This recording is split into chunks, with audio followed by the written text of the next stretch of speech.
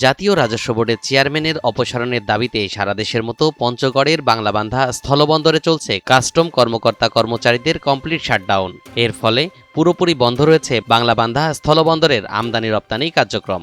ভুটান থেকে 151 ট্রাক পণ্য রপ্তানি হয়েছে, যার সবই পাথর।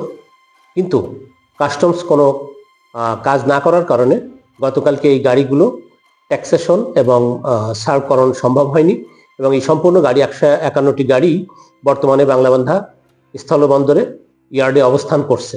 এই শাটডাউনে ভুটান থেকে আসা 151টি ট্রাকের ড্রাইভাররা চরম ভোগান্তিতে পড়েছে। তারা বলছেন তারা ঠিকমতো খাবার পাচ্ছেন না, তাই দ্রুত সময়ের মধ্যে তাদের দেশে পাঠানোর অনুরোধ জানান তারা। এখানে আসার পরে আমাদের কি একদিন হোক, একদিনের মধ্যে খালি হোক, তারপরের দিনে আমরা বাইর হয়ে যাই। ঠিক আছে, এরা তো বন্ধ, আমাদেরকে তো বলে নেই। ঠিক আছে, এখানে ঢোকার পরে এখন বলতেছে 6 দিন বন্ধ, কেউ বলতেছে 15 দিন বন্ধ, কেউ বলতেছে 7 দিন বন্ধ। এগুলা সমস্যা হচ্ছে না আমাদের, খাওয়া দাওয়া থেকে শুরু করে আমাদের বাড়িতে বউ বাচ্চা আছে, বাড়িতে ঢুকতে লাগে। ঠিক আছে, বহুত সমস্যা হচ্ছে না আমাদের এখানে এসে। এদিকে ব্যবসায়ীরাও সরকারের প্রতি দাবি জানিয়েছেন দ্রুত সমস্যার সমাধান করে পোর্টকে সচল করার।